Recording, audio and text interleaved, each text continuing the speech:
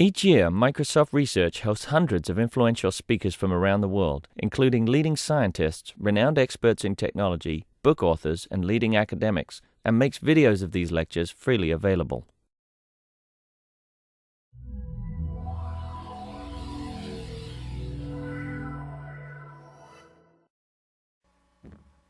It's my great pleasure to introduce Professor Reza Rajia to give a talk on P2P and online social network research at Mirage Group. Professor Rajia obtained his master and PhD from USC, University of Southern California, in 1996 and 1999. From year 1999 to 2002, he's a senior member of technical staff from AT&T Research at Menlo Park. And from year 2002 onward, he's been a faculty member at the University of Oregon. Professor Rajia has been on many of the editorial board and the programming committees on prestigious journals and conferences. And he founded the Mirage Group in University of Oregon, and that works on multimedia and inter-networking research. Without further ado, let's let me pass the podium to Professor Rajia. Thanks for the introduction. So hello everyone.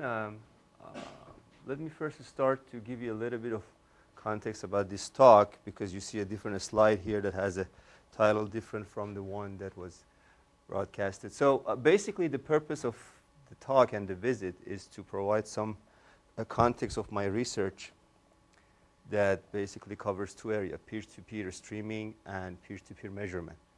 And we have recently started to look into online social network, also empirical analysis on online social network. So as I was talking to Jin, I was just going back and forth to see what are the pieces that we have done during the past 4 or 5 years I should include. So what you see here are 2-3 pieces in each one of these topics. Because of the time we have, I'm going to go in more detail in some and just point to some other pieces that we have worked on. I'll be here for another couple of days, and I'll be more than happy to talk to you about each one of these topics or anything related to them. So the purpose of the talk essentially is to bootstrap further discussion on this topic. And just because of the time constraint, it's not complete. So I'm going to be talking about a couple of studies we have done related to peer-to-peer streaming. Then I move on to talk about peer-to-peer measurement. So one of the pieces I want to talk about in peer-to-peer streaming, in the context of peer-to-peer streaming, is to compare two classes of solutions that exist in this domain, mainly what is called mesh-based versus tree-based. So let's just get into the talk. So basically this notion of using peer-to-peer system to stream content seemed to be a really promising approach in order to support a large-scale delivery of video. And a good sort of motivating example is something similar to IPTV. Some of these systems are already out there, are being widely used. If we look at existing systems, you can broadly divide them into two categories. They are either what we call tree-based. They build a tree-shaped overlay. They maintain a tree, all the peers organize them into a tree, and push the content from source to individual peers. So it could be one tree or multiple trees. The other alternative is to form a mesh-shaped overlay with all the participating peers and use something similar to swarming, like what BitTorrent does for content delivery. So these two solutions are in many ways different. And again, there are several instances of each solution is out there. Most of the studies that you probably have come across in this domain essentially either propose a solution and show that the solution is a good one, or tweak an existing one. There hasn't been really a comparison across these two classes to show which one is better and why. And this is what we're trying to do in this study. So just a little bit of overview. If you look at any peer-to-peer streaming mechanism, and by the way, we are focusing on live content here. And in my opinion, live is really the scenario where when you want to go for a scalability, because everyone is watching the same thing. And that makes it a good peer-to-peer good solution for live. All right, so there are essentially two components into peer-to-peer streaming. You want to build an overlay. So the overlay construction mechanism, how to connect peers to each other, is one component. And the second component is what I call content delivery. How do you use your overlay to deliver content from source to individual peers? I think it's sort of a clean separation of two pieces. The goal is to provide maximum quality to all the peers, and you want to make sure you can scale your solution. And then the challenge is that you have timing constraint, of course. There are bandwidth heterogeneity. Different peers have different bandwidth, and typically they have asymmetric connectivity to the network. A sort of a classic, clean way to deal with heterogeneity is to use multiple description coding. And I understand that this may not be a readily available solution out there, but this has been a sort of a clean abstraction to deal with heterogeneity, and we'll stick to that. But I think many of the conclusion that I get today is true for even single description. All right. So a background on multiple tree approach. Basically, the idea is that if you have, say, here, if you have 7 peers, you organize them into, yes, go ahead. Challenges on the previous slide, the goals. So by quality, do you mean throughput or bandwidth? What about the delay, amount by which the peer is behind the live stream? Right. So the common assumption here is that delay for all peers is the same. So you're saying how are these comparable with respect to delay? We get to that, right? Delay is not goal of it. The goal is to minimize delay. If that's what you're getting at, right? I'm asking, do you consider that for live streaming? Delay is a goal, but it's not a primary goal. Simply because the maximum variability delay you see is in the order of 10 seconds. I think people are still happy to see a live event with 10-second delay. But if the quality is bad, then I think it's a no-no. But then we can argue that. Basically, but the bottom line is that for all the issues, for all the mechanisms we discuss here, I try to push to get the minimum delay. So delay that you see is the best that you can possibly do. You can compare them based on that as well. Okay, so an overview of tree-based. If you have a group of peers, 7 in this case, you can organize them into 2 trees, and then you send different description. You push different description to different trees. One description goes to tree 1, one description goes to tree 2. The main design issue in this approach is how you form and maintain your trees. And the challenge is that these nodes come and go. So you want to maintain your trees in a decent shape in the face of churn. And what is the decent shape? The decent shape is that you want to keep basically the solution that has been proposed by, I think, folks at Microsoft Research, in fact, is KubeNet and a couple of solutions out there. These are like 4 or 5 years old now. But keep an internal node in one tree, but leave node on other tree. So if the node leaves, it's going to affect only one tree as far as connectivity is concerned. The other issue is that node can always contribute in one tree. Because if node is leave in all trees, they cannot contribute its outgoing bandwidth. So your resources do not scale with number of peers. So at the same time, you want to make sure trees are balanced and short. So again, this is your construction criteria. You want to maintain that in the face of churn. And that is pretty much your only design issue as far as the high-level design issue is concerned. Then you push the content through. Meaning content delivery is easy, overlay construction is difficult. If I move on to mesh-based approach, you organize your peers into what I call a randomly connected mesh. I just connect to a bunch of nodes. And then I use swarming algorithm to deliver content. The key component of swarming is what I call packet scheduling algorithm. So packet scheduling algorithm is the algorithm you use to determine what to pull from each parent. Each node has a parent. For example, node 4 has a parent 1 and 6. So you have to decide what content they have, and based on what they have, which pieces you want to request from them. And that strategy sort of used by all these peers determine how the content goes through the system. Okay? So the key component here, the key design issue is content delivery, and the key component of content delivery is packet scheduling, the pooling strategy. Yes? Is that because you have already made the mesh construction easy? I guess what I'm saying, so what you're saying is, let me do a random mesh. So now the major challenge is packet scheduling. But is there... So you're saying that one, instead of even random mesh, someone can do something better than random by locally aware mesh, for example. It gives you improvement. How much improvement we can discuss. And who cares about that improvement we can discuss. And the other thing is that whether there is a side effect of that improvement. When you create a localized mesh by connecting a bunch of folks in this building together, you may affect the diversity of the content, and swarming may not work. So I'm trying to make the problem cleaner to sort of help those fundamental issues come out, as opposed to adding more things to it, and then I can't tell why this difference is there. Is it because of locality, or is it? So I'm trying to keep it simple to see the main differences. But I don't think the differences I see here, because I don't look at the network load or anything like that. So the locality of the mesh doesn't affect me at this stage. But it could be an improvement. Does it make sense? OK. So anyway, at sort of a high level, the key design issue is packet scheduling. And yes, you can further optimize your mesh if you have some other design goals. All right, so what we try to do here is we want to compare these two somewhat simplified, somewhat abstract solutions and see what are the similarities between them, what are the differences between them. Now, of course, there are going to be some differences. And the second question is to what extent these differences affect the performance. OK?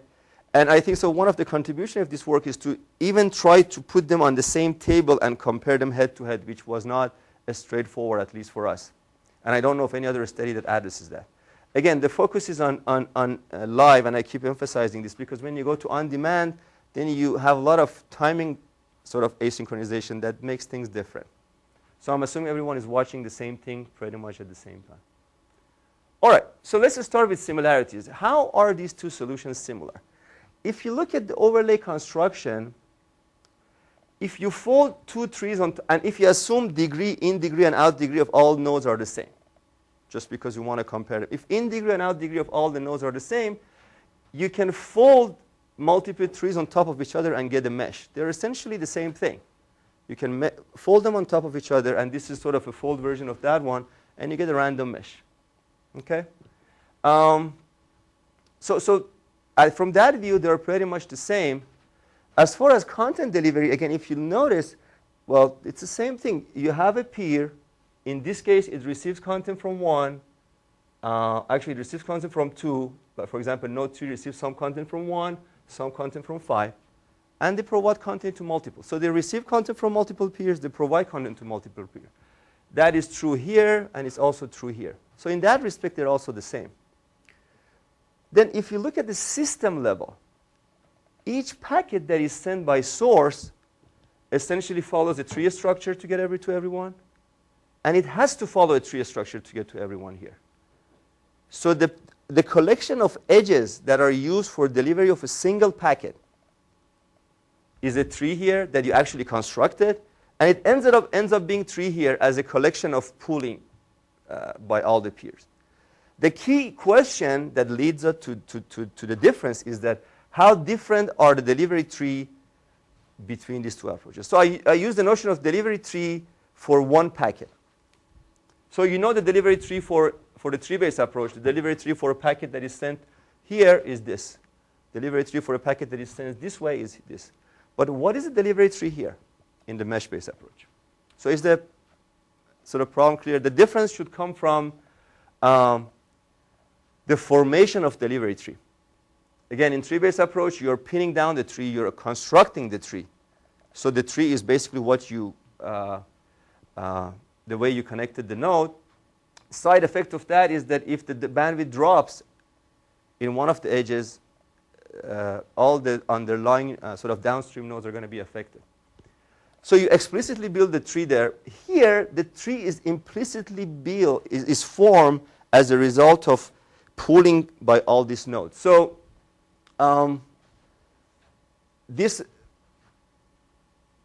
so if we look at this here, for example, this is a tree folded, multiple tree folded. This edge is always used for a particular description. Whereas here, we have a pooling going on. So this node may receive part of description 1 here, part of description 2 here. So how this link is used, part of which delivery tree this link is not clear. Depends on the scheduling. Now, we know this problem exists in tree. Bandwidth drops. All the downstream nodes are affected. The question is, do we have similar problem in the mesh? Now, it basically takes us to the question of how are delivery tree built dynamically for a mesh. So now, it clearly depends on the scheduling algorithm. And in the second part of the talk, I'm going to talk about the effect of a scheduling algorithm. But here I start with a solution, with a particular solution for mesh-based approach that we have, which is called Prime. So it's a specific protocol that I think tries to use the best, basically take the best use of resources. So think of, so in order to come up, sort of drive the delivery tree in the mesh-based approach, I reorganize a random mesh as follows. If you organize all the nodes based on their shortest path from source, if you can just walk or if you can send content through the directed arrows. All the nodes that are child of source are distance 1. I call them level 1. All the nodes that are distance 2 from source, 1, 2, are level 2. All the nodes that are distance 3 are level 3. And of course, there are edges going back up. Okay? I organize nodes based on their distance, so I have levels. I call this organized view. Now, if I have a packet, the best way to deliver the packet to everyone, in fact, the only way to deliver packet to everyone is what? Assume I want to send only one copy of the packet. So I have a packet up there. Let's say I send the packet here. I argue that the packet first has to go down, so a lot of people have it, and then it can come up. So the process of sending the packet away from source, I'll call it diffusion. The process of packets coming back to the rest of the group, I call swarming. I'm not forming any tree. All the delivery is based on pooling. But if I have this global view of looking at the ideal delivery, I think it should have looked like this. So the packet goes to that node. I want to send only one copy. The only way it can go is to go here. Then from there, the only way it can go is to come here. So at this stage, the packet is traveling away from source, so more people have it. The more people have it, the more people can supply the packet. Okay? I'll call this diffusion. Packet diffuses through the system. From this point on, packet can go from this node to other nodes. So the collection of these nodes that receive the packet during the diffusion, I call them diffusion subtree. Essentially, a tree is formed as a side effect of pooling. I don't maintain any tree. Okay? So now, at the end of diffusion phase, then you have swarming. Packet can either go sideways, meaning from a node that has it, can go to another node in the same level, or from the node that has it, it can go to the higher node in the higher level. Okay? So at another round, and remember, this is done in rounds. Every round, people pull content. In another round, packets come here. All these edges that are in brown are used for swarming. The edges in yellow are used for diffusion. And this is nothing but the direction of data going away from source or coming closer to source. So one interval after diffusion, you have packets here. The second interval, you have packet here. Third interval, you have packet here. So it takes you three more intervals to get the packet to all these nodes. And I call that swarming. Is it just me, or it sounds more like pushing than pulling? I wonder how you define push and pull. So let's put it this way. If I have control of everything, okay? If I had control of everything, this is how I wanted the content to go. So far, so good? Yeah. I designed a scheduling algorithm that gives you this behavior. So I start my design, when we design Prime, other way around. We said, what is the best way to deliver content on a mesh? And then we realized this is the best way. And then we come up with the scheduling that gives you that property. And in a few slides, I show you what the scheduling gives you this property. Okay? But does that address your concern? Yeah, well, I'll wait. Oh, you wait. Okay.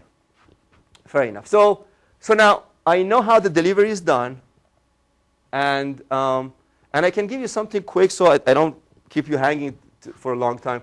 If each one of these nodes, when they get announcement from the parents what they have, If I know the newest packet that the parent has, if I ask that one for sure, you get this pattern. And then I'll get back to it later on. Okay, go ahead. Is this the best way to do it? Oh, so if I want to deliver that packet, I want to make sure that first it's available. The more people have it, the higher the bandwidth for supplying it. In order for these guys to be helpful for any purposes, the guys who are sitting at the bottom can only contribute their content if they have data, if they have new data, not just some data. So the fastest I get new data from up there to down here, the better I can take advantage of their bandwidth. And the largest population of peers are at the bottom. So if I want to use all of these guys' outgoing bandwidth, I really want to get the new content from up there to this bottom as fast as possible. So when there is a new packet there, every round I'm requesting, I want the next round to be here, the next round to be here, the next round to be here. So this is the fastest way to get a new packet at the bottom to get these guys involved. Does it make sense? So I guess if I look at this picture, then it seems like you intuitively you want an even distribution of packets at all levels. You don't want to saturate level 1, for instance. I'm just looking at this picture. For instance, at first round, you don't want node number 2 to have the packet. First one. So I want to send a single copy of each packet. So there are lots of packets from different description. I send one packet here, another packet here. I don't want to send one packet 10 times. So did I answer your? I think probably what Rita is suggesting is that, let's say for each node, at every instance, it can only send one packet to one peer. If you need to send the packet to another peer, you need to wait for another round. But that's a bandwidth issue. I mean, I didn't even get into that. But was that your question? I guess I'm just trying to get at the intuitively what this algorithm is doing and why it's good. And I get the point that you want to utilize the peer's outgoing bandwidth. Exactly. And for sake of simplicity, assume all of these links or connections have a unit of bandwidth, whatever that unit is.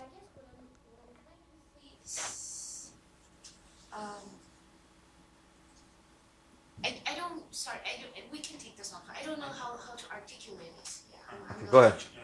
I guess my main problem is why they send it on level 1 to 1 only, and on level 2 you send it to both 3 and 4. How did you differentiate the levels? How do I differentiate? So there is no differentiation of levels. I'm arguing that, so the packets, first of all, everyone has to receive the packet. I have a packet, everyone wants to receive it, okay? Node 1 sees a new packet here, it grabs it. Node 2, these two see a new packet, immediately they grab it. They have other alternative of other packets to get from this guy, for example. We get to that later. But the question is that this guy has no clue and doesn't care that whether someone else is adding. What I answered earlier is that if I globally look at this and I have a full control, this is what I want to happen. I have a scheduling algorithm that pulls and it makes this happen. Now we have two questions here. How do we make this happen? That is one question that we can discuss, and we'll get to that.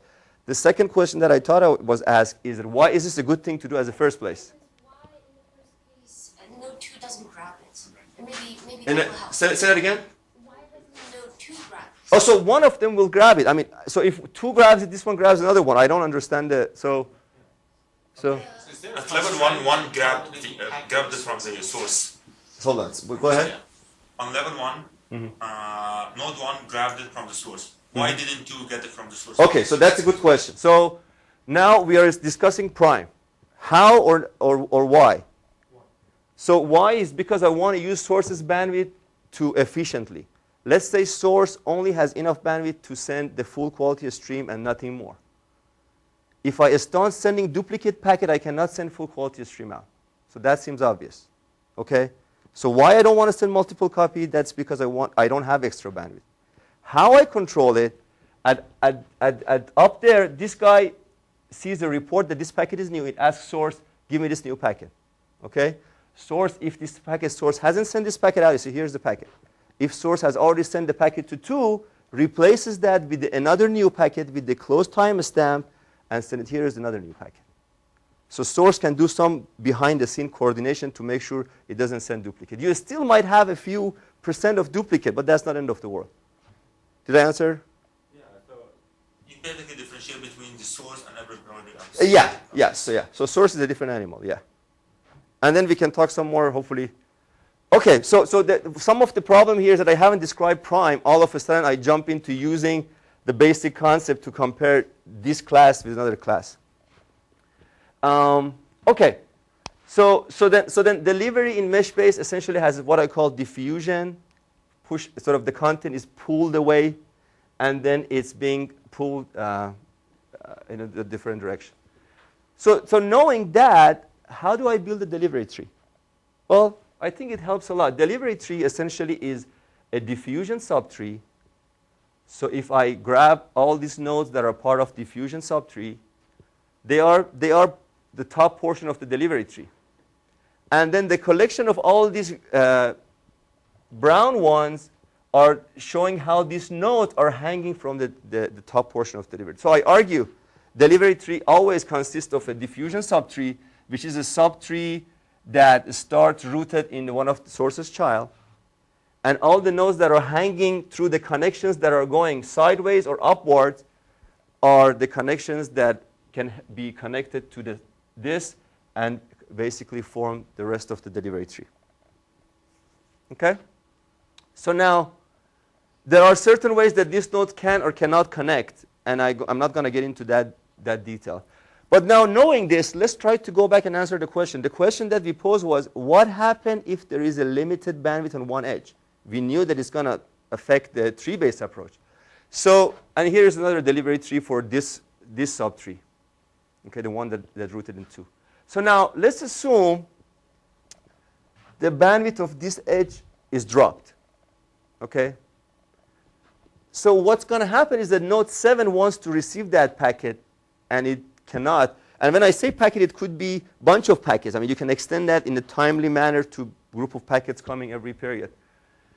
So if it cannot keep up, essentially 7 has to go and get it from another parent. So it has to go and get it from 12.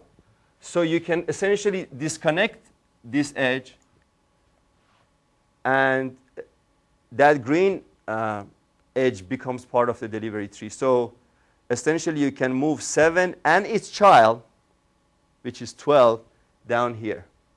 So this notion of delivery tree for per packet essentially give you a sense of where packet can possibly go given that topology and given your scheduling. I mean, packet cannot go so many places. Okay?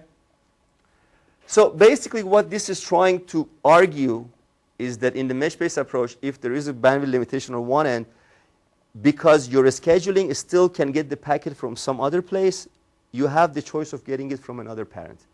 In the tree-based approach, when the mapping of content to parent is fixed, I have to get this packet from you. I have to get that packet from him. I cannot do that. I think that's as simple as that.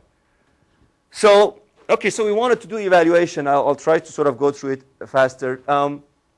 We use simulation, packet level simulation. People may argue, but this is not real. Well, this is true. It's not real, but it allows you to see what is going on. One of my arguments against some highly cited studies on peer-to-peer streaming out there is that they go and run an actual system with 10,000 peers. I think it's definitely valuable because you see that things are working. But you don't have enough details about what is going on to say something meaningful about the system. So if I have a system with 10,000, I don't have a log of what's going on, when packet arrive, how overlay change. How can I even argue what happened? So simulation, granted, is simplified in terms of my background traffic is not realistic, but it tells me the first degree approximation of what is going on. And this is the simplest thing that I don't know. Okay. So there are many things to change. You can change the connectivity of the overlay, churn, how much buffer, or actually the delay that was asked earlier. The methodology that we use is the following. I want to basically dissect things into pieces and look at each one of them separately to see what is going on. I look at the content delivery when overlay is static. So assume that you have a static overlay You can change the bandwidth, you can change the degree, you can change the heterogeneity, group size, anything. But keep the overlay static so you don't deal with churn.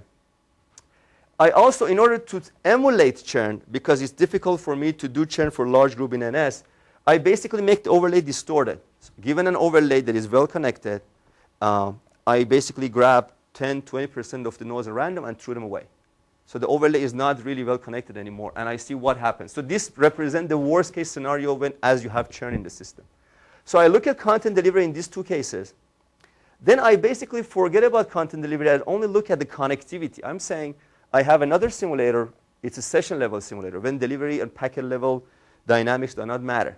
How these peers are connected matters. Here I accurately model churn. I have a model for churn from our empirical study.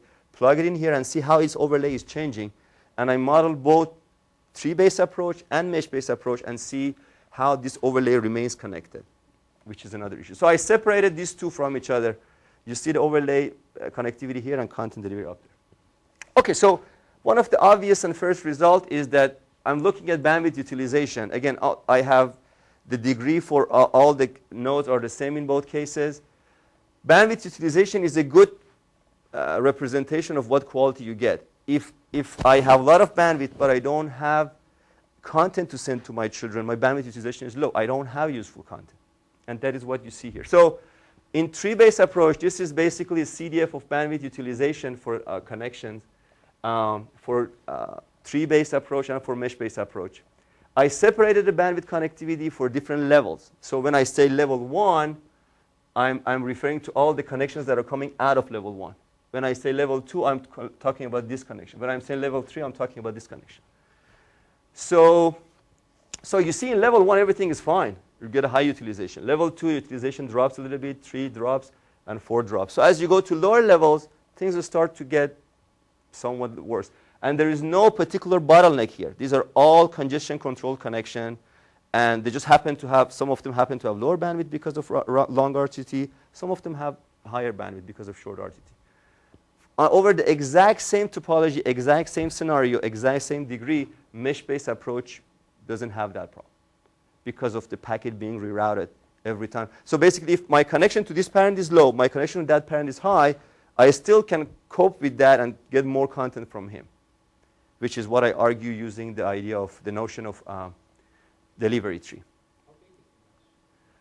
This one is just 200. This one is just 200. Again, with NS, we went up to 500. We see the same basically linear trend. The bottom line is that you care about depth of the tree. So I can have a small size with low degree and go deep. And we have done that. There is another result that I haven't included here. When you increase the degree, again, what you see is that the lower the degree, the higher the depth, the worse than this problem is going to be. So depth is what you care, not necessarily a population. Homogeneous network or homogeneous? We have done both, and the results are basically the same. And the reason is, what we do is that we adjust the degree based on bandwidth. If your outgoing bandwidth is twice as mine, your outgoing degree is twice as mine. So heterogeneity is sort of factored out. In the distorted part, that balance is lost, and you see what's going to happen. So this essentially gives you a sense of what I call global pattern of delivery. We have counted the average hop count across all packets that are delivered to a peer. So you get a bunch of packets from these parents, the other parents. Across all of them, I see what is the average hop count from source to you. And here we have distribution of the hop count across all peers for mesh, distribution of hop count across all peers for tree. We change the degree. Basically, tree is becoming shallower. The first thing you see is that the hop count is longer in mesh than tree. Packets go around and then come back, which is another evidence of what we said earlier. This big jumps is because the tree depth decreases, so you see these big jumps here. Another obvious thing you see is that the larger the degree, the smaller the depth, the shorter the hop count.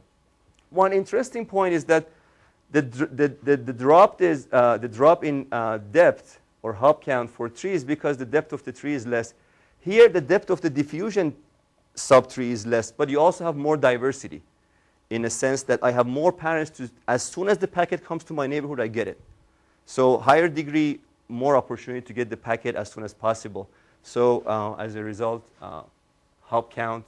There are more shortcuts in the mesh. Let's just put it that way. OK, so that gives you a clue of sort of what is the pattern. So now, looking at distorted overlay. So this is my ideal overlay when degree and bandwidth are proportional. That is what I call ideal overlay. Then I shoot X% of these nodes by randomly, both in tree-based approach and in mesh-based approach. I'm trying to be sort of fair in both. So, and I change the percentage of nodes that I randomly shoot, and I remove those nodes and their edges. I do the content delivery the same way that I do, and here you see the percentage of nodes removed randomly, and this is the bandwidth utilization across nodes, across the remaining nodes. Green line is for mesh, red line is for tree.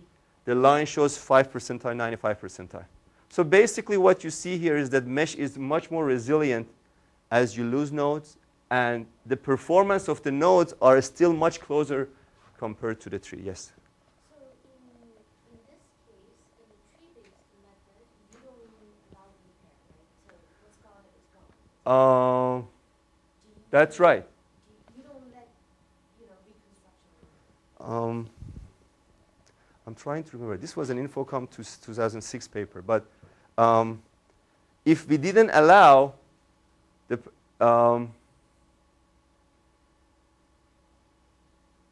So let me answer a different question. I'm doing this to represent, so in mesh, nodes coming and going, right? This is supposed to present the worst case scenario at the bottom of recovery, meaning that I lost my parents, I'm waiting to recover. In my mind, that is true for mesh, that is true for tree. I have a similar question for the mesh. Right. I wanted to know what happens after you remove these nodes. So that nothing happens. I remove them, and those edges and those nodes are removed. So this you can consider this as a worst case scenario for both of them, if that is. Then one can argue that, okay, if it would have been repaired, the performance of tree would have been better.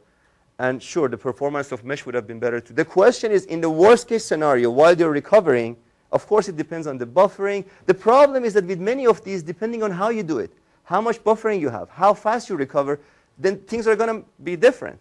For example, in the tree-based, now that you ask for it, sometimes the tree is locked in the sense that I want to be leaf on a tree, and there is no more room to be leaf on the tree. So then you might remain disconnected from tree for a long time till some shuffling happens. Or if, so then, I mean, it's not that straightforward, basically, to incorporate all of that and still remain head-to-head. This, in my mind, represents the worst-case scenario at the bottom of recovery for both of them. Now, if it's fair or not, basically, that's what it is. So let me ask another question. Go ahead. The difference is quite significant, but qualitatively, this was expected, right? You would expect mesh to be more robust because every node has potentially more parents. Right. So this is one of those things that one could read the paper and say, sure. But the question is, how much more, to what extent? That was basically, yeah. So there is no groundbreaking here, if that's what you're saying. Yeah. Right. No, true. It's not unexpected. Absolutely. No, your intuition is, this is not counterintuitive. You're right. But again, I want to clarify that this is not meant to bash the tree. I mean, this basically, you have this cycle of ongoing recovery, and this is meant to show at the worst case scenario of recovery what's going to happen. And again, it's not much about saying this is how bad it is. It's about saying how good that one can be, even in that bad case. Let's just read it that way. So then, switching on to the last comment, just look at the overlay itself. Forget about content delivery.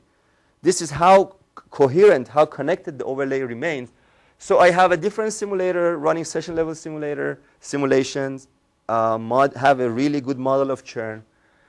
Here, I change the group size, and this is average interval between change in a parent. So if you look at the path from source to each peer in a tree, and through each peer through diffusion subtree, how often one of my parents leaves, and as a result, it's going to affect me either directly or indirectly. Directly meaning my immediate parent is gone or my grandparent is gone. All of that is considered here. Again, so what you see here is that the interlost or interchange interval is much longer for mesh compared to tree, meaning that in mesh you see less changes in your parent. But the question is why? And that is interesting. If you divide peers based on their session time, so I only look at peers that have been around more than 30 minutes, or between 5 and 30 minutes, or less than 30 minutes. The interesting thing you see is that the peers that have been around long enough see less variation in their parents. But you don't have this effect here. The reason you don't have this effect is because your tree, you're always shuffling things. You force someone to be leaf on one, internally another one. So your tree construction policy basically shuffle things around, whereas here, just by the fact that I'm randomly connecting these together, if there are two long-lived peers connect to each other as a children and parent, they remain connected. No one is going to mess around with them. So long-lived peers end up finding each other by luck and get connected to each other. So those, and then they sort of bubble up towards the higher level of the hierarchy just by luck or over multiple attempts. So they see less variability, and the short-lived ones end up going towards the bottom, because when you come, the chances are you're connecting to the bottom. So basically, the longer you stay in the overlay, the less likely you see variability in your parents. So this is a really nice property without really enforcing anything. It's just by the random selection that is going on. Okay, so this was sort of the last part. Just to conclude, we basically compare these two to a large extent head-to-head, trying to see what are the fundamental differences in this simplified version of the problem. We are looking at different tree construction algorithms. Since the time that CoopNet and SplitStream came out, there are some other tree construction algorithms that are better than those. And we are looking into those to compare them as well and see whether some of these problems go away or not, just to make sure this is not a side effect of tree construction. This tries to answer whether this has to do with, the problems have to do with tree per se, or this tree construction algorithm in particular. This is sort of the question that we are trying to answer here. So let me shift gear and talk about another piece that is hopefully sort of nicely sit on top of what I just said. We want to see the effect of packet scheduling and resources in the mesh-based approach. So mesh-based approach is popular. Again, the packet scheduling is a key component. There are, these days, a lot of papers out there. Pretty much any conference that you open up and say, okay, here's a new mesh-based approach, very similar to BitTorrent, and it's perfect. That is pretty much how they read. And the interesting part is that they use significantly different scheduling algorithm. And they are all good. And it sort of makes you ask, how can it possibly be? They all use the different scheduling, and they're all great. And no. So exactly, how can it possibly be too robust? I guess that is. And there is no sort of a common evaluation methodology. In fact, there is not even enough insight as to how this thing works. So there is not much beyond saying, this is a scheduling, these are simulation, everyone gets a good quality kind of thing.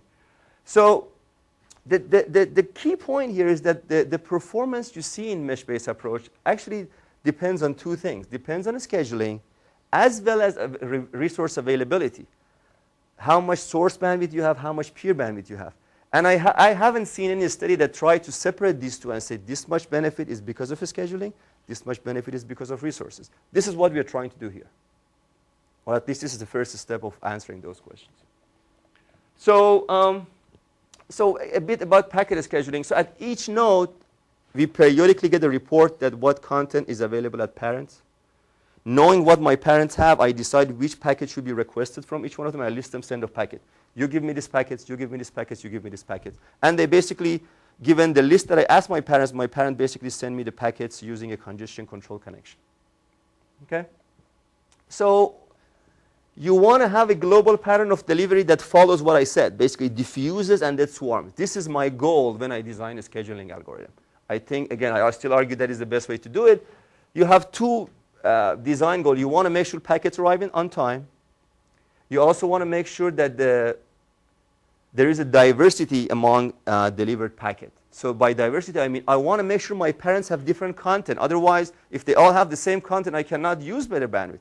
So you want to maintain diversity, similar to what BitTorrent does, but at the same time, you want to make sure things arrive in time. So basically, the global pattern determines these two factors, and you want to design the packet scheduling so that the global pattern is what you want. All right. So let's just take a closer look and see what is involved. If you're sitting at a peer, the basic way that we view mesh-based streaming to work is that source has certain playout time. All the nodes delay their playout time by omega second with respect to source. So everyone is loosely synchronized. When I say loosely, it's okay to be a bit ahead of each other. But so everyone is this much behind source, and it gives you this much time to swarm.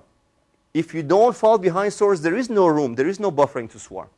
So this delay gives you the buffering requirement and gives you how much room you have to swarm. The larger the buffer is, the more room you have for swarming, the less time constraint is going to hit you. But then you have more buffering, as they were said, and then you have more delay, which is not desirable. So if you think about, so this is the buffer state of a node. This is your playout time. Say every time you shift the, so playout time is gradually come forward, but every time you want to make sure that, so this is delta is how often you ask for packets. So I ask for packet now, another delta second I ask for packet again. So this is a period of requesting. So if you look at your buffer size, buffer state at a node, these are the packets that I've requested over time, and these are the packets that during the next delta second playout time is going to cover. Okay? These are a bunch of packets that are not going to be played out sometime soon, but I've requested them over time. And these are the packets that my parents have. They reported to me, but I haven't had a chance to request. Okay? So there are three groups of packets. New ones, the ones in the middle that are not new, they're not in a hurry in terms of they're not critical, and these are critical in terms of you don't have much time, they're going to be played. So I call this playing window, I call this swarming window because you can swarm over this, and I call this new window. I don't have anything here yet. So this is the last time stamp that has been reported to me, and of course this cannot be beyond this. So if I want to dissect the choice of how you design, I don't want to go and look at all these 100 papers and see how they have done it.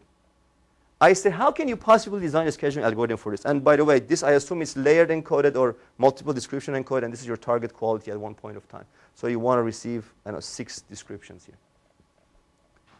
So I argue there are 2 choices you have to make. If you have bandwidth from your parents, which one of these windows are you going to request first? Are you going to request this one first because this is critical? Then this one, then this one? Or are you going to request this one first and that one? So the priority of which one you're going to request first is the first dimension of the design. The second dimension is that, okay, I want to request some of these packets. How do I decide which one? Do I select rarest one, randomly select? I mean, that criteria of how you select the packet within a region is the second dimension. So I claim if you basically look at different ordering of which group of packet you request and look at different criteria, you basically cover a good portion of the space, design space. That's basically where I'm going with this. Now, here are some of the sample or candidate scheduling techniques that I think give a good coverage. It's not an excellent coverage, but it's a good coverage of what is out there.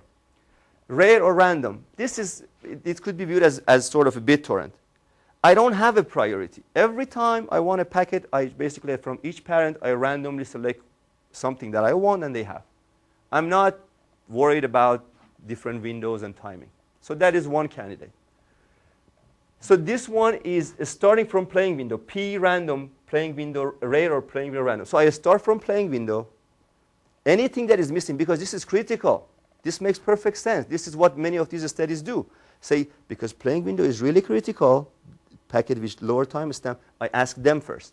So we are saying, okay, ask playing window using rare criteria or random criteria. So these are 2 techniques in that class.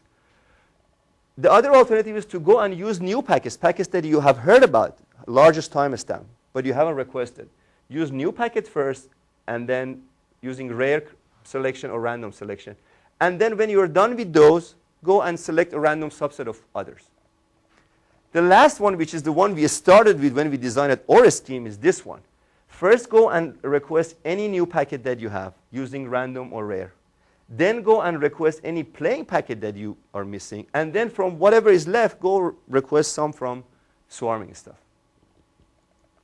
Okay, I'm sure you can come up with something in between those, but just for the illustration, I think they represent what's going on.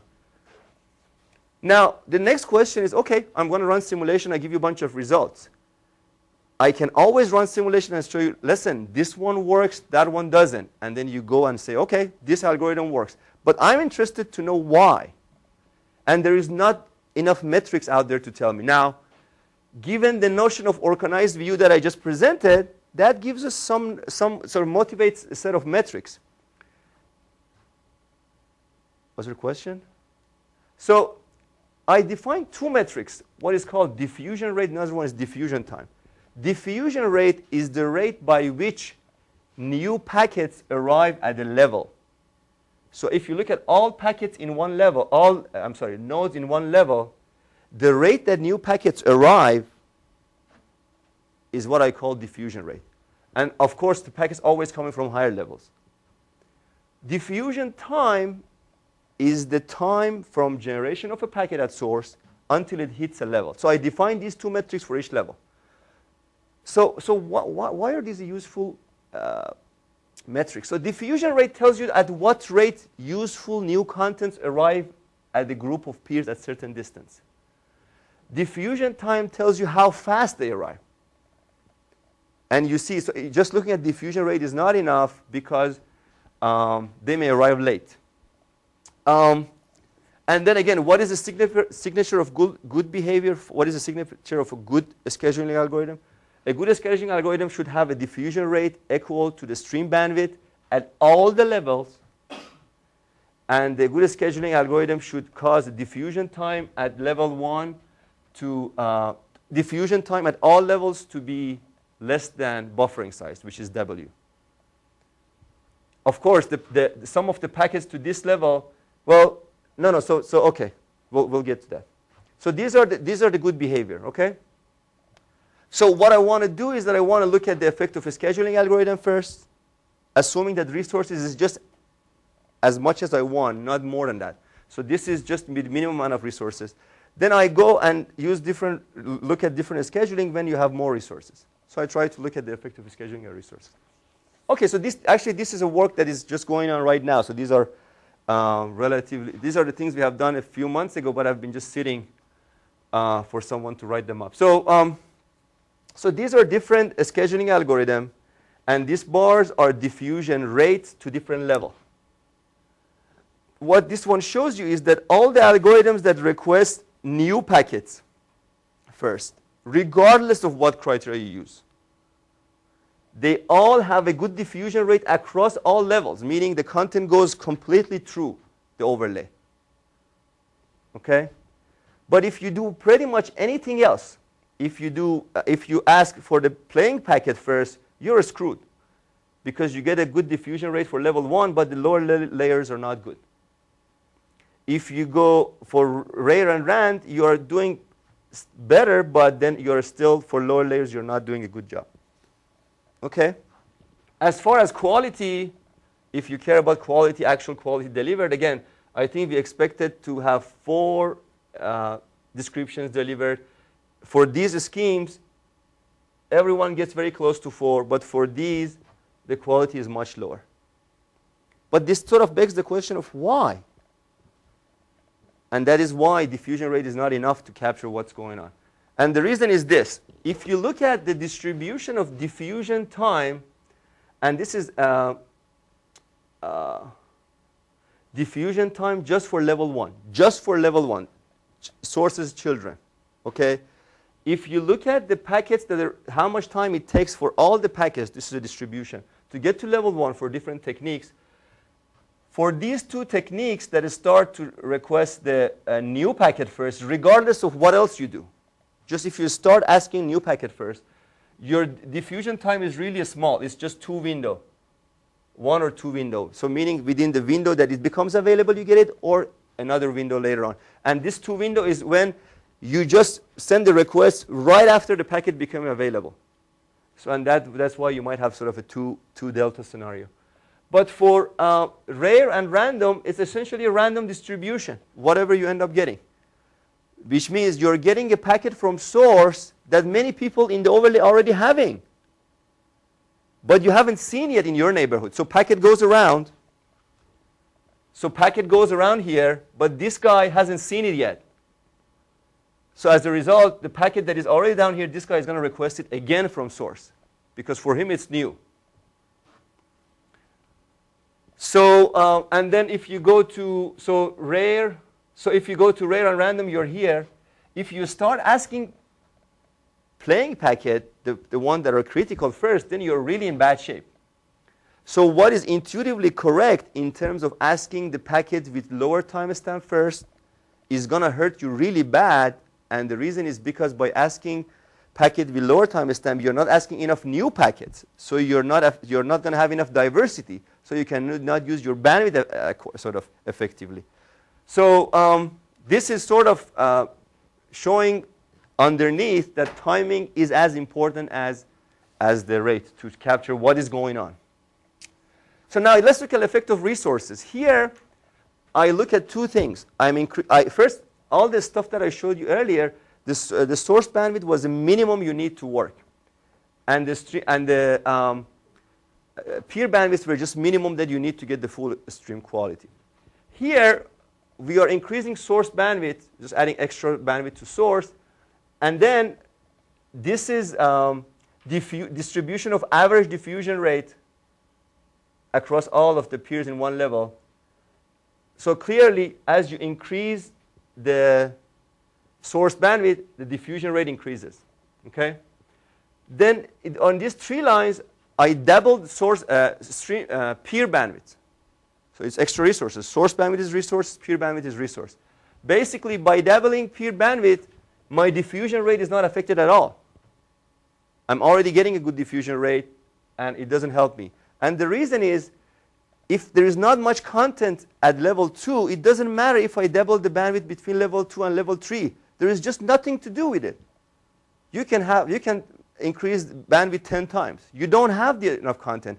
This is what we call content bottleneck. So your bottleneck is content, not bandwidth. Now, the question is, so what is the gain of having this extra peer bandwidth? The gain for this extra peer bandwidth is shown in timing, diffusion time. So if you have only minimum amount of resources you want, by adding source bandwidth, your diffusion time decreases. In level 1, this green one is level 2, this blue one is level 3. So these three lines basically show how diffusion rate at time at different level changes as you increase bandwidth. If I increase peer bandwidth, these three lines are shifted down here. So packet becomes available at the lower layer faster. So what does it mean? The packet became available at level 2, for example, because I had a lot of bandwidth. I quickly sent it to level 3, and then I sat down and doing nothing because I didn't have packet to send. So this basically nicely shows how much source bandwidth buys you, how much peer bandwidth buys you, basically. For a given scheduling, this is with the best scheduling algorithm, actually. We have results in the paper that with different scheduling algorithm, we look at this. Now, this raises the question of, so wait a minute. You're saying that these poor scheduling algorithms don't work well. So how about all these papers that these people wrote on this scheduling algorithm or something similar to them? I don't have the exact algorithm they use. Well, there is no rocket science there. For almost any scheduling algorithm, this is percentage of population, this is playing quality. Any scheduling algorithm that you give me, I can increase source bandwidth and peer bandwidth to the point that it just works just fine. So the takeaway point is that even the crappiest and sort of the poorly designed scheduling algorithm that is out there, if you throw enough resources at it, you're going to see a good performance. And the problem with many of these evaluation sort of methodology is that they said, okay, this is our technique. We tested it on a scenario where source have 10 times stream bandwidth and peers have 5 times stream bandwidth. And guess what? It works just fine. Whereas what we're trying to do is to try to limit the amount of resources, what is called resource index being just 1. You only have as much as you need. And let's see if you can work it out. So, any question on this? So is your conclusion that in the streaming case, you should prioritize the new part? That's it. If there's one thing you want to walk out from here with, that would be the one, yeah. And the reason, the intuition is that if you ask for new packets, you always help for flow of new packets through the network, and it improves the diversity, it allows other peers to contribute their bandwidth, and the things you want at the playing town is going to be around you, just because you help the content to go in.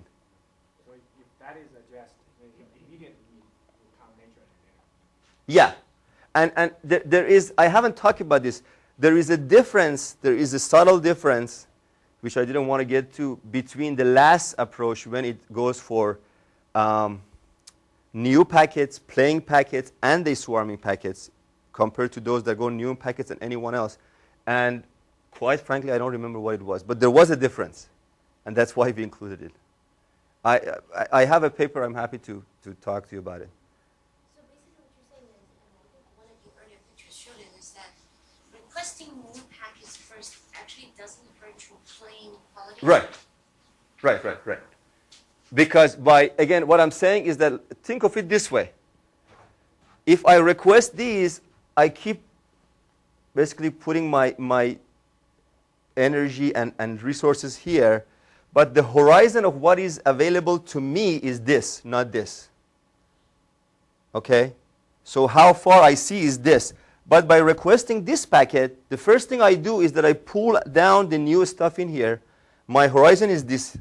I can help others with a wider range of packets, and I can contribute to the system. So going back to the question earlier, how you can achieve that strategy is by always requesting this one first. And sort of a new packet goes through the system, you have diffusion. Kind of increase the range of diversity in a sense. Yes. That's kind of Yes, and if you increase that, the diversity allow you to see that one of the key problem in peer-to-peer streaming is that all the nodes at the bottom, how can they contribute? And remember, they are the majority of nodes, right? And by doing this, you can actually get them involved because they have the content as fast as possible to contribute to the system. So I think the idea is well taken. I just have a detailed question on the actual algorithm. So if by playing time you are missing a packet, what do you do? There are still more new packets with your parents that you can go ahead and get. Do you switch to? No, so that would not happen. And the reason is, let me find a good figure. Okay. Look at each one of these edges as a unit of delivery. Let's say every 5 seconds, I request bandwidth times 5 second content from my parents. Okay? I have 3 parents, so I have 3 times 5 times bandwidth, right? Because I only have one diffusion parents, typically, only my diffusion parents have new packets to give me, so I can go and get the diffusion. You're saying in general you will have room to You have to. The play Absolutely. packets. I see. That just by default it's going to happen. Some of your parents are down here. They have to help you with older packets. Some of the packets that you have a diffusion parent, you have a swarming parent. This guy gives you older packet, this guy gives you. But the key here that I always emphasize, we are not enforcing anything. As a result of that local scheduling, things just happen in a right way. So now, this was supposed to be half of my talk. And I have another topic that I wanted to use for the second half. Now, what do you advise, Jin? Should we dive into the second one and don't finish it? I actually think the second one is very interesting. But I would like to hear from the audience. How do you guys Second one, social networks. No, second it's one is about measurement. So just to show you, we are not only doing simulation in our lab. We are doing actual some real world stuff too. Social networking, probably we have to reserve that for our private. And Reader will be available for the next 2 days also, Thursday and Friday. If anyone is interested in talking to Reader, just send me an email. We'll host it for this talk. And we're happy to allocate you more time. So what is the verdict? Should we just stop at 5? How is that? We probably should we? Okay. So let's make sure at least we get to the problem here. So I'm going to go through the intro very fast. I mean, I think everyone knows about peer-to-peer application being popular. They're likely to remain popular, and they have had a really significant impact on the internet just because of the volume of traffic and the scope of traffic that they are using. It's important to characterize these systems in the wild. And the reason is because if you want to improve their performance, you want to know how they're doing. If you want to run a simulation of a new algorithm, you have to see how these systems are actually behaving, how users are behaving. And if you want to know the impact on the network, you have to go and see a real system. You can't just keep doing simulation and modeling. The question is, the problem is characterizing an actually deployed peer-to-peer system is difficult, and I'll get into the detail of how. I'm not going to talk about the overview of peer-to-peer system. I guess everyone knows. You build application level overlay. It could be a structure, unstructured. The overlay is inherently dynamic, so it's just pretty much things you know. And the main theme is to share resources. Typically in peer-to-peer system, you want people to contribute the resources and collectively do something that individually they can't do. So what is the research on peer-to-peer network? It has been around for several years. Most of the research on peer-to-peer network is of the type of somebody suggesting something new, using simulation, like us, or small-scale experiment and say, hey, this algorithm is better than that. There is much less work on actually deployed system. So I would say maybe 5% of the work out there on peer-to-peer on empirical systems, the 95% are actual simulation. You have to, and because of that, the behavior of actually deployed system is not well understood. For example, churn is an essential property, and till 2 years ago, there wasn't really a good understanding of how churn, what are the properties of churn in a real system. Even the properties of the overlay, I'll show a result if we have time, that some of the earlier results are incorrect because of poor measurement. And there are some other aspects of this system. So there are some fundamental properties of this system that we don't know, and that's because measuring them is hard. So if you want to characterize a peer-to-peer system, so let's say you want to do some analysis on a peer-to-peer system, the common methodology is to capture what I call a snapshot. If this is an overlay of a system, I essentially want to take a picture of that overlay. At one point of time, this is the graph that represents how nodes are connected. Okay? Now, by characterizing that graph, I can see what are the properties of connectivity of the nodes. If I have multiple snapshots over time, I can say, hey, this graph is evolving in a certain way, and essentially look at temporal evolution of the graph. Okay? So essentially, this is like filming the overlay. You want to have a snapshot. Instantaneous properties can be derived from a single snapshot. Dynamics can be derived from back-to-back snapshots. That's pretty straightforward. The problem is that if you want to get an ideally, you want to grab a snapshot at one point of time, take a picture of a system. But in practice, there is no picture to be taken because these nodes are all over the place. You have to crawl the system, progressively learn about this node. I go to this peer, ask for its neighbors, go to those neighbors, ask for them, and it takes me maybe a day to crawl the system. And if you have an API to crawl at the first place. Now, what is wrong with the fact that crawl takes a long time? The problem is that you are crawling a graph that is changing as you're crawling it. So as a result, you end up capturing a different graph. You end up capturing a distorted version of the graph. And this distortion could significantly affect your analysis. This is sort of, and my main issue here is that most of the practical studies that are out there either have tried to capture a complete snapshot, which took a long time, and as a result, by definition, is distorted, or they captured a partial snapshot saying, we did a quick crawl, and this is what we saw. And the partial crawl, it's sort of sampling. They're essentially sampling the network, but you don't know whether what you sample is representing the entire network. So it's sort of a lost battle. You don't have much choices what to do here.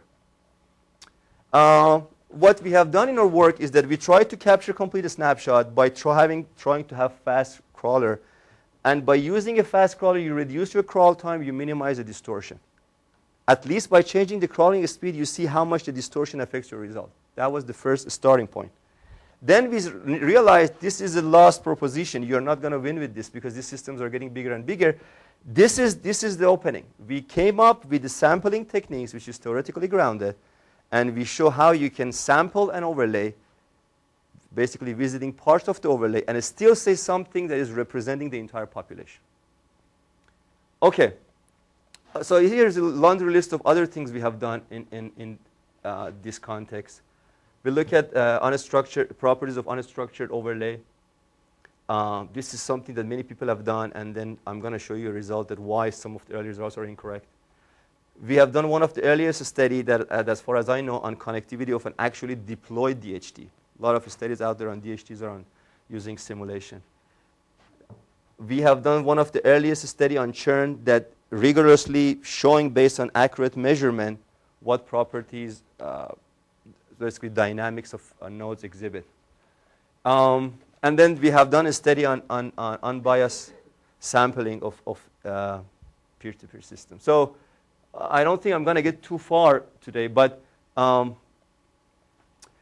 just very briefly, we basically design and develop a crawler, which is a parallel crawler.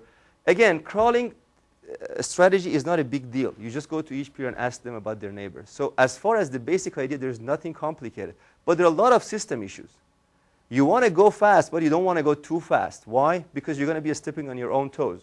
You're asking so much, so you can basically go parallel and ask a lot of peers about their neighbors, but you have a high loss rate, and the sort of the fidelity of your crawl is going to go down. So so you need some sort of a congestion control-like technique when you crawl. Yes? Are you crawling an actual deployment? Yes. This, we have started with Gnutella, and we also crawl CAD. Okay, so this is a P2P application deployed by your team. This is a peer-to-peer application deployed by people out there, and then we just crawl it. But then they need to support your APIs. So that's why we started with Gnutella.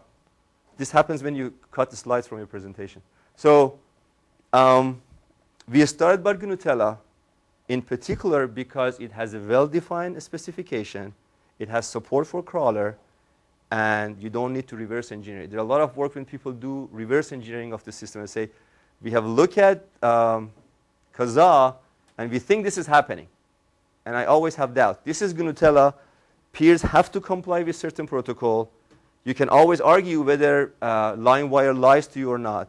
But there is certain protocol that they speak. So I can go to the peer, speaking Gnutella, say, give me your list of neighbors. Very few actual systems use Gnutella. Because of the flooding approach, it's overhead. No, so Gnutella is probably one of those peer-to-peer systems that survived the past 7-8 years. So right now, Gnutella system has around to 10 million peers, starting from 400,000 4 years ago. And we have been crawling. So right now, Gnutella has 10 million peers. There are startups that are trying to just come up with ideas to send advertisement over Gnutella. So the population is large enough and active enough that motivates some other things. So it's a large and active peer-to-peer system. Thanks for the question. So anyway, designing of the crawler is by itself is not a trivial task. Despite the fact that the basic idea is easy, we come up basically after a lot of struggling with a lot of the system issues. We came up with a crawler that is an order or 2 orders of magnitude faster than what was available out there, as far as what we know. So we have collected a lot of snapshots of Gnutella. It has a 2-tier architecture. They're available online. Some of the snapshots are back-to-back to look at dynamics. There are individual snapshots to look at instantaneous properties. We have looked at graph properties of single snapshots. We look at what I call dynamic properties, how overlay evolves. When we were doing this work, we didn't even find some methodology to look at evolution of graphs, some known techniques to see how graphs evolve and characterize graph dynamics. So we have done some stuff on that are interesting. I'm not going to get into. I'm just going to talk about one simple, really classic example that hopefully drives the point home. We look at degree distribution and top-level overlay. So Gnutella has a top-level overlay when super peers or ultra peers connect, and there are a bunch of leaves hanging. If you just look at a top-level overlay, this is a real file-sharing network. The distribution of degree across multiple snapshots look like this. This is a log-log scale. Okay? The top one at the 30 and 75 are the values set in 2 of the popular clients out there. Now, we look at this and say, wait a minute, there are 2, 3 well-respected studies out there that said this is going to look like power law. What has happened? Has things changed over time? Then we couldn't really go back and see what happened 2 years prior to that. So what we did was we started with our crawler and make the crawler go slower. We can adjust the speed of crawl. And one of the caveats is that if you crawl too slowly, you may never finish crawling because system keeps changing. There are always new things. But the interesting point here is that, and this is a result from an earlier study. You see that there is a straight line here, and there is no pronounced, these are logs, so there is no pronounced peak over there and here. But if you go slow, even today, you're going to see a distribution that looks like that one. So our conclusion is this could be the side effect of a slow crawler that ends up capturing a distorted snapshot. So what is a distorted snapshot? So what's going to happen is that if I crawl slowly, there are a lot of short-lived peers that I see during these 2-3 hours that I'm crawling. So I crawl and I visit this node. He just arrived. And he said, that long-lived node is my neighbor. I said, OK. When I visited him, he didn't claim this guy as a neighbor. But now later on, I come across some new peers that now claim to be the neighbor of that original node. So there are a lot of short-lived peers that claim a long-lived peer as a neighbor. And I have to include those edges in the topology. That's what everyone does. But they were not neighbor of that long-lived peer at the same time. So all the connections that occurred during the 2 hours, I keep adding them to the graph. So this is a graph that accumulated over 2, 3, 4 hour period that I was crawling. And as a result, you end up getting this picture. And typically, the extra edges end up being biased towards a large, long-lived, or large degree nodes. And as a result, you get that. So this was sort of a classic example for us, at least, that if you have a poor measurement, you can get a result that looks really exciting because it's power law. For some reason, people get excited about power law. But then it's incorrect. And the reason is basically what I told you. And then this is basically motivation to get into the sampling technique, which is the second part of the talk, which I probably won't have time in 5 minutes to wrap up. What I want to say is that the work that we are doing, so we have a technique for sampling dynamic graphs.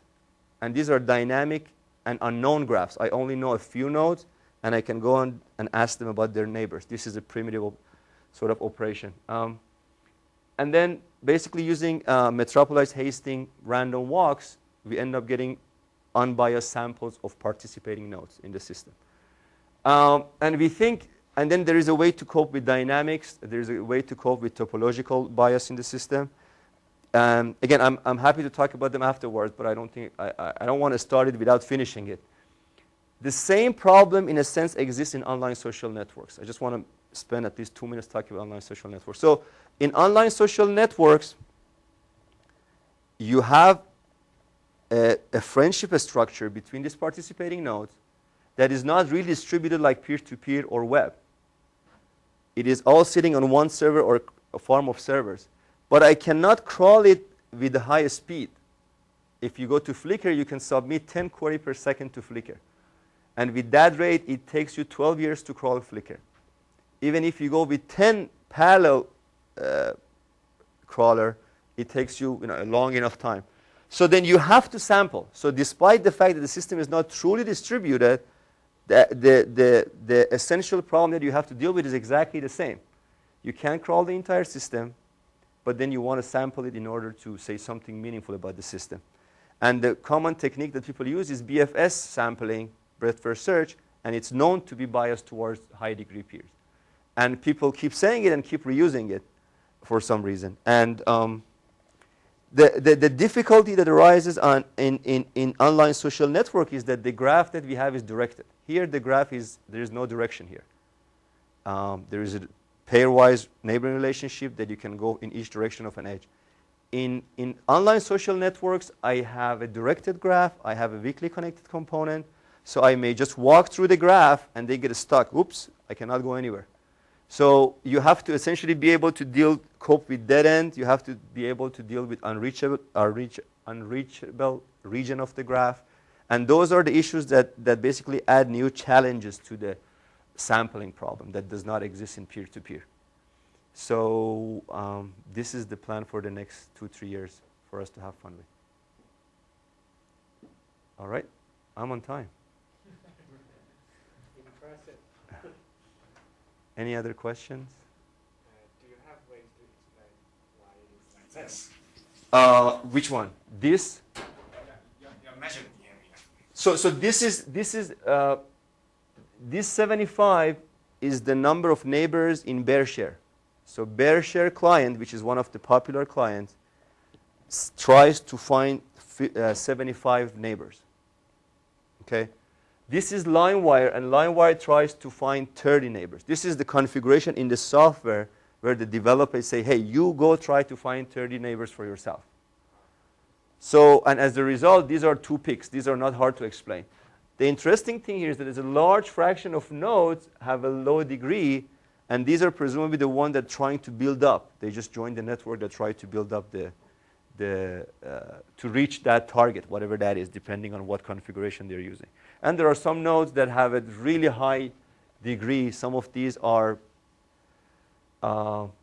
software that people have basically manipulated with. Some of these are the guys that are monitoring the network to make sure you're not sharing copyrighted material with others. And yeah. So the benchmark is basically focusing on kind of the health of the graph in a sense, or do you actually, because you're getting topology information. So Yeah, I actually don't care about health of the graph. I just hope that it remains healthy so we can do research on it. But we try to get an accurate picture of the graph so I can say something reliable about its properties. But there are two angles to it. One is that you get one snapshot that is accurate.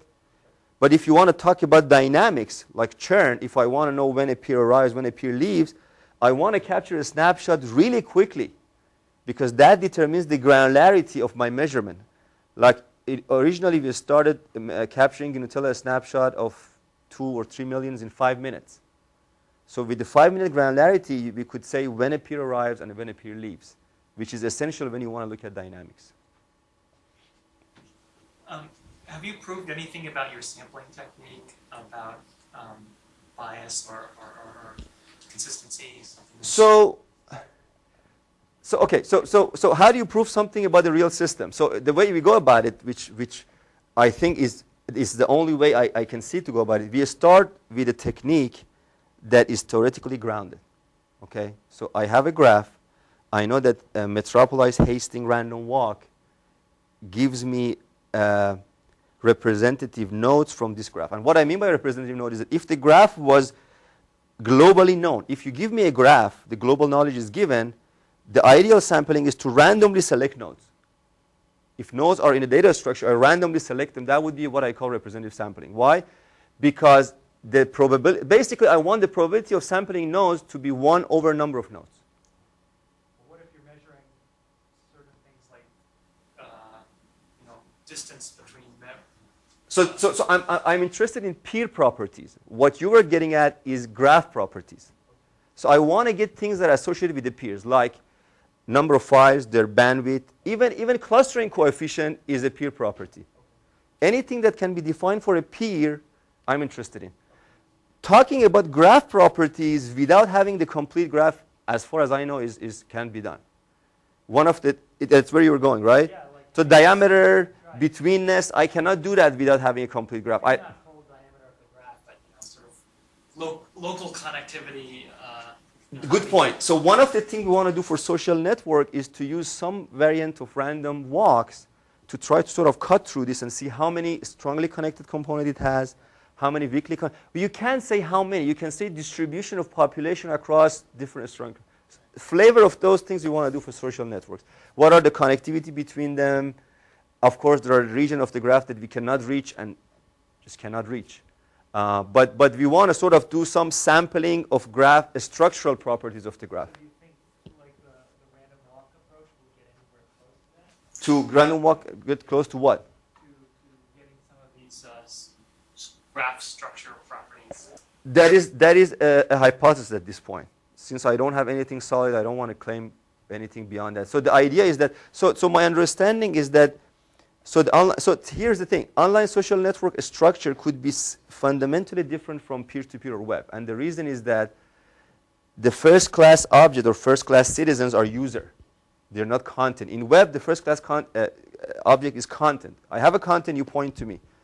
But in this online social network, the first-class object is a user. You point to me because of our personal relationship or whatever relationship. So the graph that is formed could be significantly different as far as its structural property. And early evidence suggests that there are a lot of clustered, and then they are weakly connected.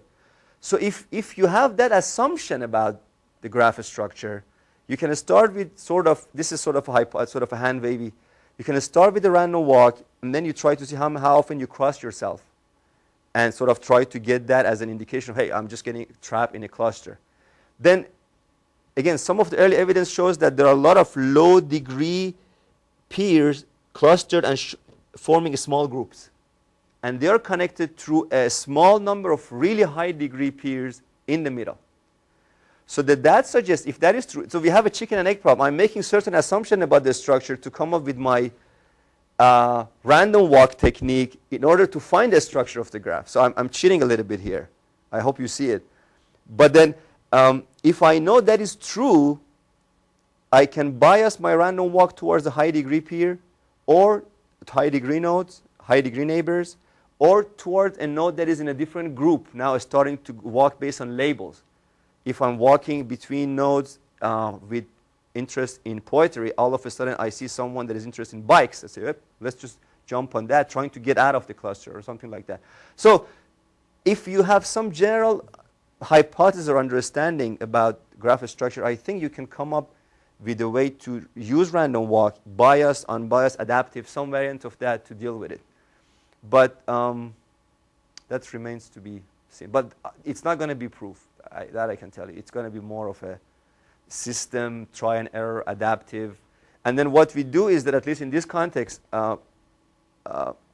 we do sensitivity analysis. So you have your sampling technique. We test it over simulation. We generate lots of graphs with different structural properties for this problem. We try our sampling techniques, change dynamics, change degree, change graph structure, and see. We know the ground truth. We have it. And it's working. Then we have confidence to this to essentially use it in empirical study. But the problem you're mentioning is a more difficult problem than what we were doing. Well, many of the social networks are applications. Different applications may have very different user behavior. For example, peer-to-peer file sharing application, the behavior may be different from a peer-to-peer IPTV application. Mm-hmm. In turn, may be different from, for example, IM application like Messenger, and that may also be different from online discussion forum. Completely true. How can we use? Or how can we find common knowledge in this kind of scenario? The research in social networks measurement is we try to use those information to try to see, let's say, if we develop a new application, right? How we infer the behavior of the user in those applications. So, what is the methodology to try to make the best? I'm not. Let me just make a clarifying point, but I wasn't quite sure where the question goes. But I think there was a distinction. In peer-to-peer system, the overlay. A node comes, establishes edges, it's there, a node goes away, the overlay, all the edges are gone. In social network, I become part of Facebook, I remain part of Facebook even when I go and sleep. So the dynamics in those systems is in large part because of arrival of new nodes, new membership. Basically, you are or new edges added to existing nodes, or new content and attribute added to it. So the dynamics are slightly different. Now, I completely agree with you that the dynamics of these systems are different. In fact, the study we have done on churn, we look at BitTorrent. It's a file distribution. We look at GNUtella, file sharing. We looked at CAD, which is file sharing, but it's DHT. There are some similar properties. Yeah, CAD is part. So we saw some similar properties across them, but we saw, so for example, lingering time in BitTorrent was much larger than others, because people, when they're done, they just leave their system on, and that's what makes BitTorrent work. There is nothing about BitTorrent that is magical. 20% of nodes have the entire file, and that's why it works.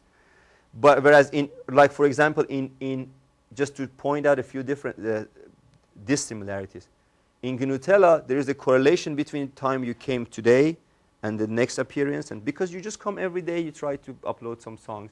So depending on what the purpose of the system is, the behavior of users are different. But the dynamics are of different nature in peer-to-peer versus social network. Again, I think if you're watching a live event, people are going to come, either watch a little bit or go away, but no one is going to stay in the system when the whole thing is done, basically. So anyway, I'm not sure if I answered your question, but your point about different dynamics is well taken, but there are some fundamental properties that are the same. For example, there is this, I think, known fact that we empirically showed, is that if you look at the system at one point of time, a large fraction of peers are long-lived, have been in the system for a long time, and there is a very small portion that are short-lived. But when you do measurement that takes 10 hours, these short-lived groups go, another group come. So there is so much churn in this short-lived group that over this period of time, the number of short-lived peers is much, much larger than the long-lived peers that stay in the system. So you look at that and say a large fraction of peers are short-lived, but that is not true. And that can have a profound effect in how you design a system. The way you design a system when 50% of nodes are short-lived is very different from the way you design a system where 90% of them are long-lived. But then if you make the wrong observation, you're going to go for the wrong design. So there are some commonality, and what I just said exists in all those three systems.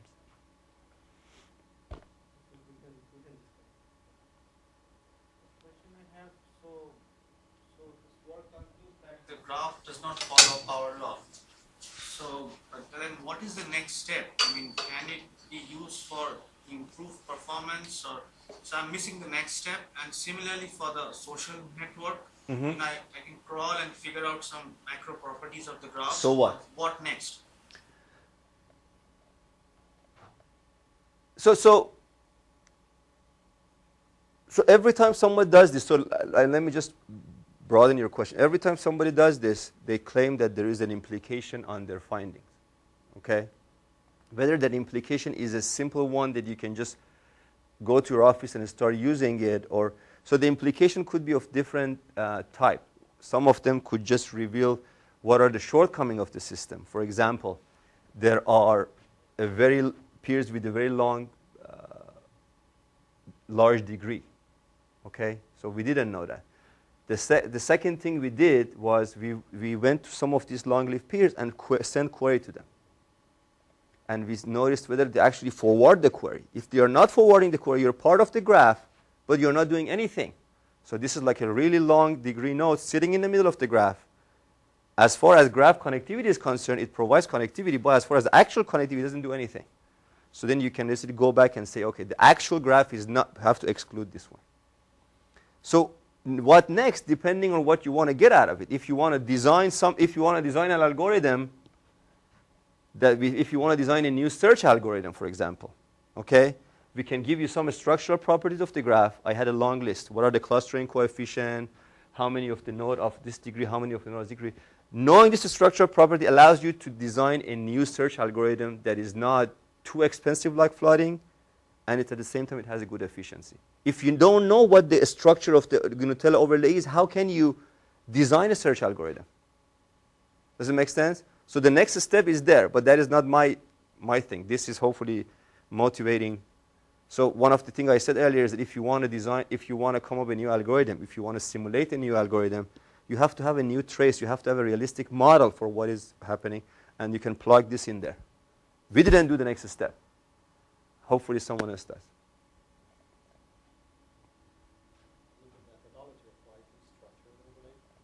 We have done a study on a structure overlay. Again, it was an Infocom 2006 paper or 5 paper, I don't remember. When we crawled, it has iterative routing. So I go to a node, query a CAD node saying, what is the next hop for this destination? And it gives me some address. Then I go, and we look at how much parallelism we need, because you can go to multiple next hops and get how much parallelism you need to get a better performance. What is the difference between theory of CAD and system CAD?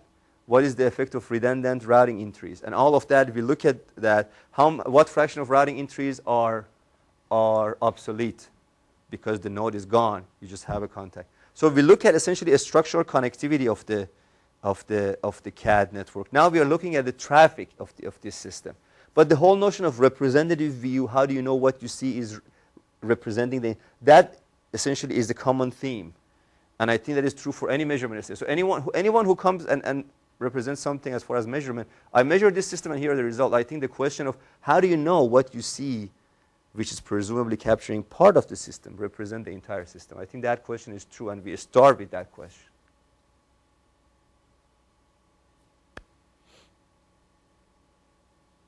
Should we stop? All right. Thank you.